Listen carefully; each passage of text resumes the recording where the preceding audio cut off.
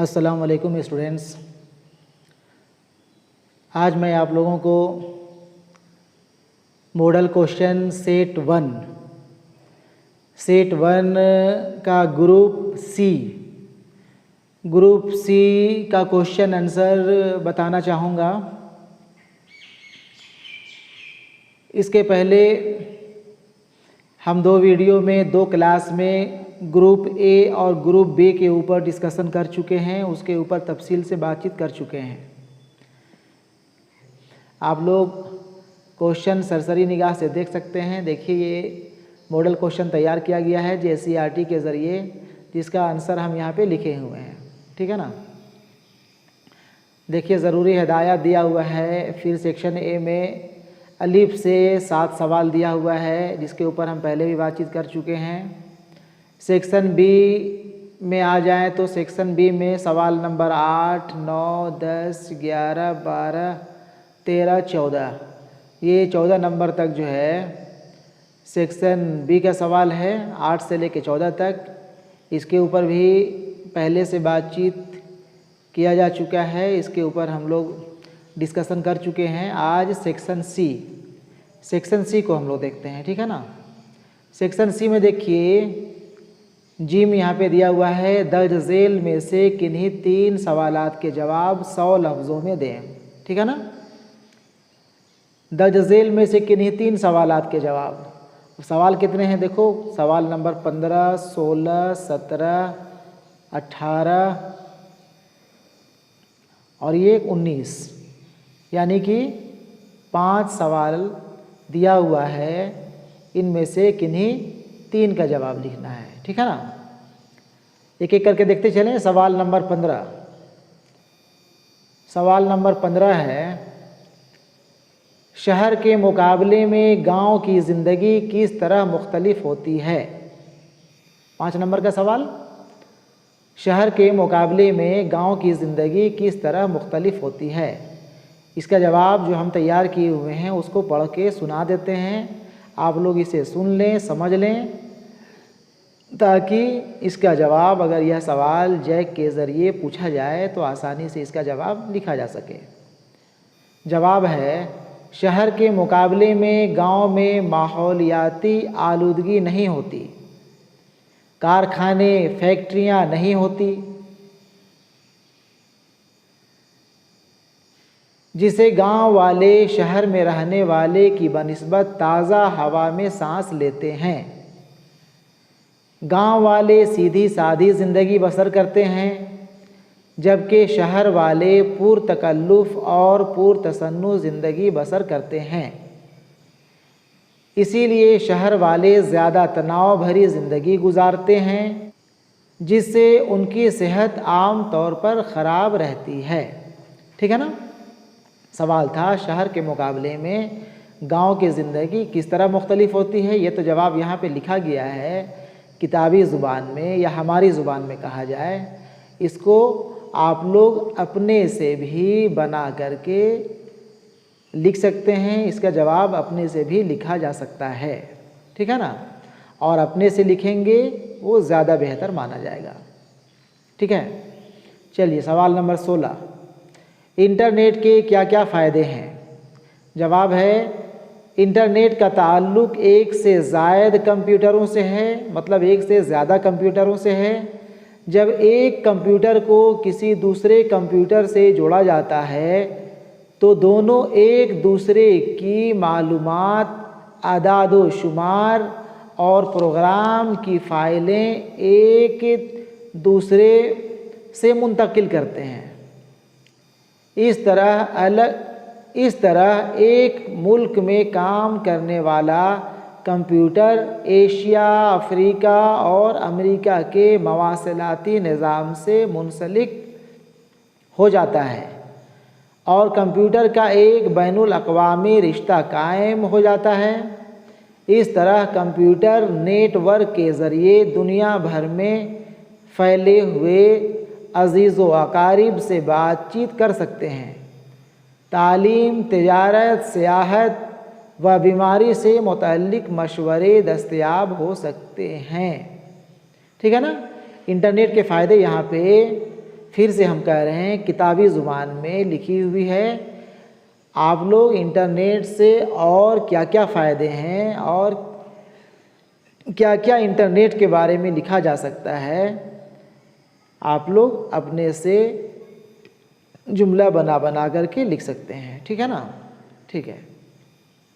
सवाल नंबर 17, नज़्म बोल का खुलासा अपनी ज़ुबान में लिखें।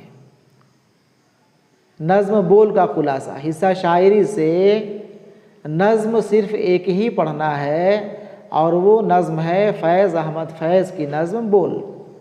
सवाल जब भी नज़्म से देगा तो नज़्म बोल से ही देगा, इसलिए नज़्म बोल को खूब अच्छे तरीके से पढ़ लेना है, समझ लेना है। ठीक है ना? यहाँ पे सवाल नज़्म बोल का खुलासा लिखने के लिए कहा है। इसका खुलासा है, नज़्म बोल में नज़्म निगार फैज़ अहमद फैज़ ने कहा है कि इंसान को अपनी बात के इजहार के लिए कोई झिझक नहीं होनी चाहिए।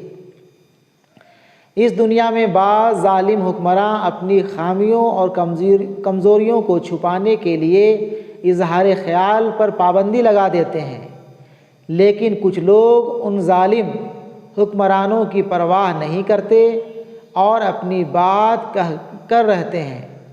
दुनिया में हक़ व बातिल की जंग जारी रहती है, लेकिन दुनिया की भलाई और बेहतरी के लिए खामोश रहने के बजाय अपनी ज़ुबान खोलनी चाहिए और सच का इजहार होना चाहिए।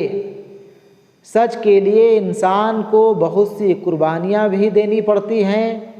सच को ज़िंदा रखने के लिए जद्दोजहद करनी पड़ती है। सच को दबाने के लिए बहुत सी ताकतें अपना काम करती रहती हैं। उन ताकतों को कुचलना चाहिए ताकि हमेशा सच का बोलबाला हो। ठीक है ना? बोल में यही बोल नज़्म का खुलासा है। ठीक है, चलिए आगे देखा जाए। सवाल नंबर 18, दर्द मिन्नत कशे दवा ना हुआ, मैं ना अच्छा हुआ बुरा ना हुआ। शेर की तशरीह आसान लफ्ज़ों में करें। तशरीह करना है। गज़ल में भी हम बताए थे कि 2 गज़ल पढ़ना है, एक मिर्ज़ा गालिब का गज़ल और दूसरी गज़ल हसरत मोहानी की। दोनों के शेर को पहचानने का हम तरीका बताए थे कि ना हुआ रदीफ़ जहाँ पे देखो समझ जाओ कि ये मिर्ज़ा गालिब का शेर है। इसी तरह तमाम रदीफ़ अगर दिखाई पड़ता है सवाल में तो ये समझ लेना है कि ये हसरत मोहानी की गज़ल का शेर है। यहाँ पे ना हुआ वाला शेर है। दर्द मिन्नत कश दवा ना हुआ, मैं ना अच्छा हुआ बुरा ना हुआ।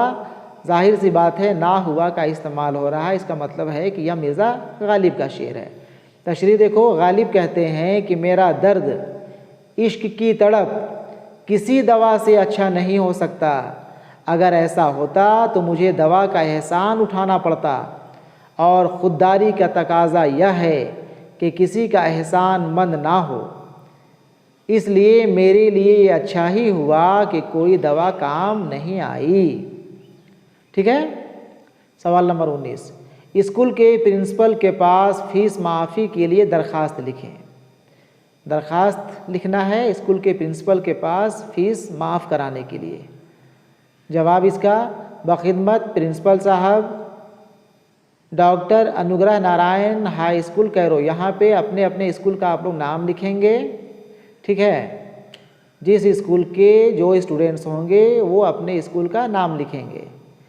जनाबे आली, अर्ज गुजारिश यह है कि मैं के बाद अपना नाम लिख देना है।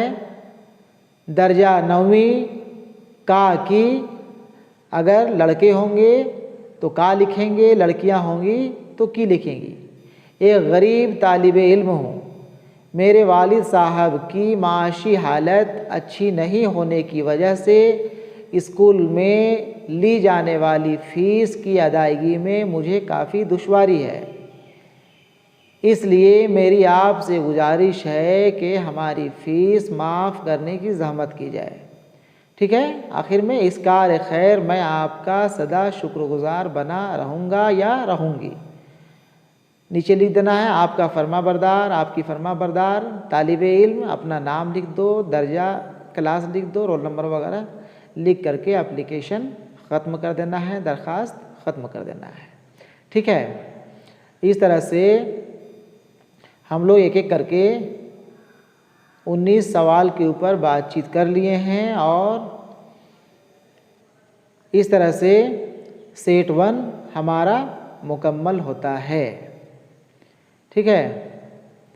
इसी तरह आने वाले क्लास में हम लोग सेट 1 और सेट 2 को भी एक एक क्वेश्चन के ऊपर तफसील से बातचीत करेंगे। आप लोग तीनों सेट अच्छे तरीके से पढ़ लेंगे, समझ लेंगे, वीडियो देख करके भी समझने की कोशिश करेंगे। और जिस किसी स्टूडेंट्स को इसका पीडीएफ चाहिए होगा, सेट 1 से लेकर के सेट 3 तक का पीडीएफ चाहिए होगा, वो हमें अपना नाम और स्कूल का नाम या जगह का नाम लिख करके व्हाट्सअप करेंगे। मेरा व्हाट्सअप नंबर है 7004459052। उसमें व्हाट्सअप करेंगे तो हम आप लोगों को इसका पीडीएफ भेज देंगे। ठीक है। चलो ठीक है।